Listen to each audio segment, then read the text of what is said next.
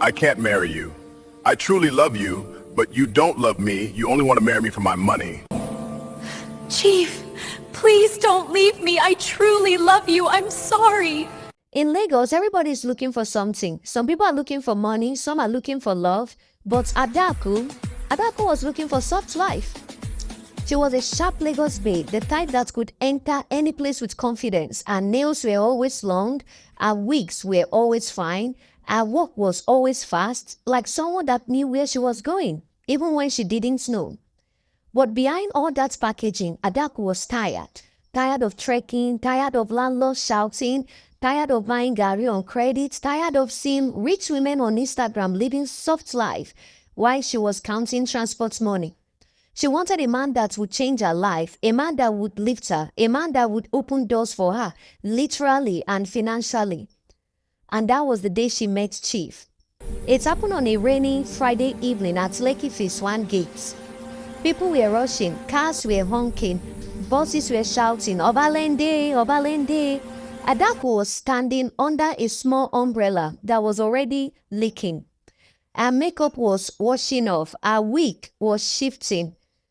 Her slippers were crying for help. A black Lexus SUV stopped in front of her. At first, she ignored it, thinking it was one of those men that just wanted to talk. But then the car horn sounded gently, not aggressively. The kind of horn calm men use. The window came down slowly. A soft voice said, "Excuse me. Are you stranded?" She looked inside the car and saw him. Chief. Calm, gentle face, soft eyes, grey beard like responsible man, simple native outfit, gold wristwatch but not flashy. He looked like the kind of man who never shouted at anyone in his life.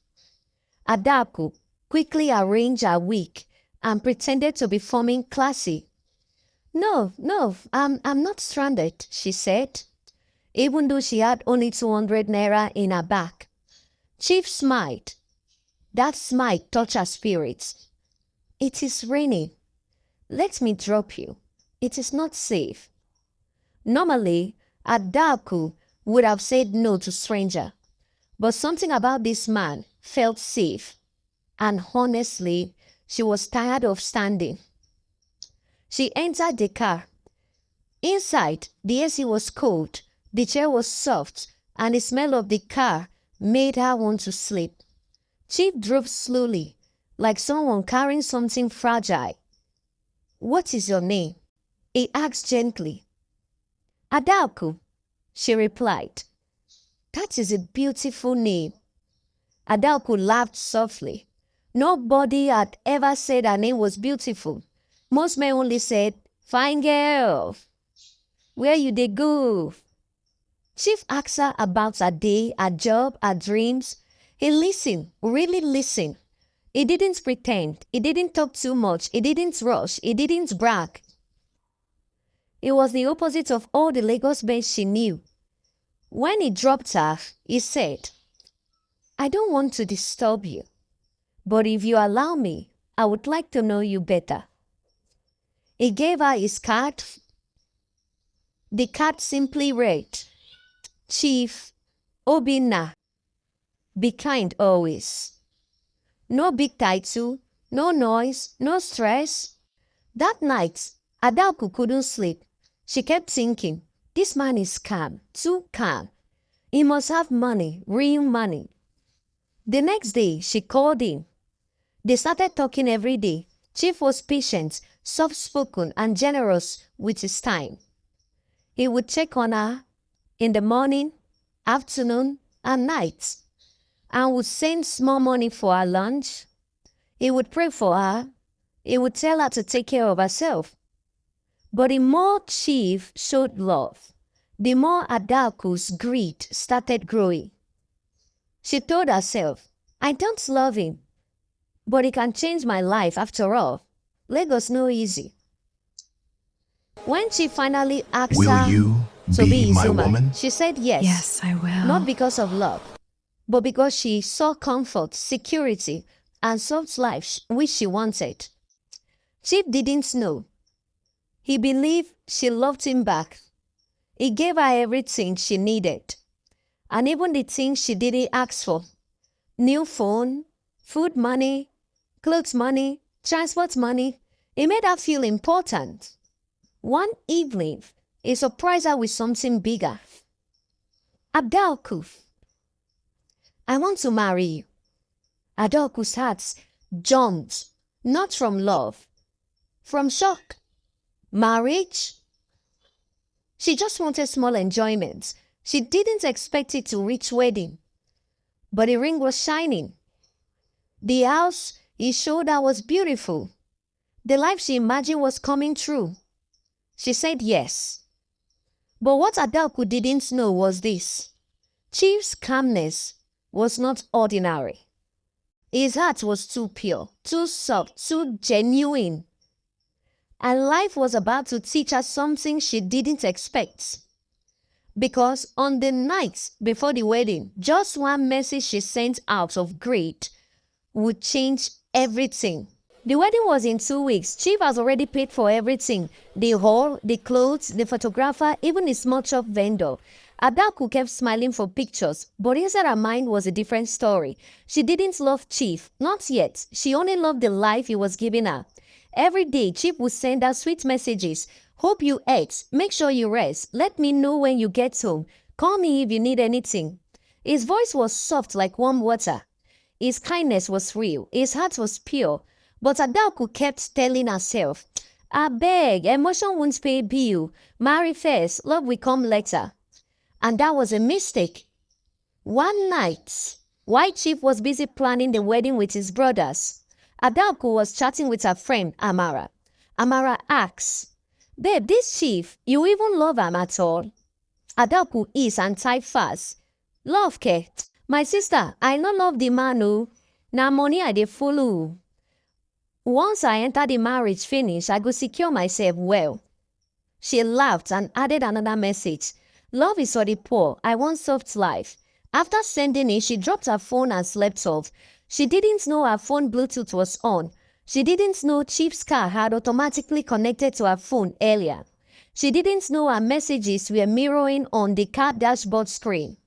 At the exact moment, and Chief's younger brother Chike was sitting inside the car, reading everything. His face changed, his chest tightened, his heart became heavy. This girl doesn't love my brother. She's using him. He took a picture of the messages, saved them, and waited. The next day, Chief acted normal. He picked Adaku up for shopping. He opened the door for her. He carried her shopping bags. He smiled like nothing was wrong. But inside him, something had broken. He kept asking himself, does she really see me like only 8 years? Was everything fake? But he said nothing. Chip was a calm man. He didn't fight. He didn't shout. He suffered in silence. But life has a way of revealing truths. 2 days to the wedding, Adaku went to Chief's house for final arrangements. She was feeling like a queen already. Chike, Chief's younger brother, saw her. His eyes were full of anger. Sister, welcome, he said, forcing a smile. Adaku smiled proudly, not knowing the storm coming. After a while, Chike pulled her aside. He looked straight into her eyes and said, You don't love my brother. Adaku froze. Chike continued, You think we don't know? We saw your messages. All the things you told your friend. Her heart dropped immediately. Her body began to shake. Which messages? She asked quietly. The ones where you said you were marrying him for money. The ones where you said he is just your soft life tickets. Adaku felt like fainting. Her throat was dry. Her hands started shaking. Her legs became weak. Chike, please, let me explain. Explain what? You want to destroy a good man? A man that has never hurt anybody? His voice broke. You don't deserve him. Those words hit her chest like thunder. He walked away. Adaku stood there confused, scared, and shaking. That night, she couldn't sleep for the first time. She realized she cared about Chief. His calmness, his kindness, the way he looked at her like she was special, the way he listened, the way he held her gently. She remembered the day he prayed for her, the way he said her name softly, the way he worried when she didn't eat. She remembered everything and started crying. What have I done? The next morning, Chief came to pick her up, but something was different. He didn't hug her. He didn't ask if she slept well. He didn't hold her hand. He just said, "Let's go." His voice was calm but cold. Cold in a way she had never heard before. Adaku felt pain in her chest, a pain she didn't expect. For the first time, she realized, I think I love him. But it was too late. Chief had already seen the messages. Chief had already break inside so severely. Chief had already told himself the truth. She doesn't love me. She only wants my money. And that was when Chief made a secret decision. A decision that would scatter everything on the wedding morning. The wedding morning finally came. The sun was bright. The compound was full. People were smiling. Drummers were playing. Chief's family was dancing. But Adaku couldn't breathe well. She sat in the bride's room wearing her white gown, but her heart was shaking like water inside plastic bottle. Her makeup artist kept saying, "Madam, smile now. You are getting married today." But how could she smile? Chief had been quiet for 2 days. No, good morning. No jokes. No, hope you ate. Nothing. Just silence. And silence from a good man can be louder than shouting. Adaku kept touching her chest. Her breathing wasn't steady. "God, let him forgive me," she whispered.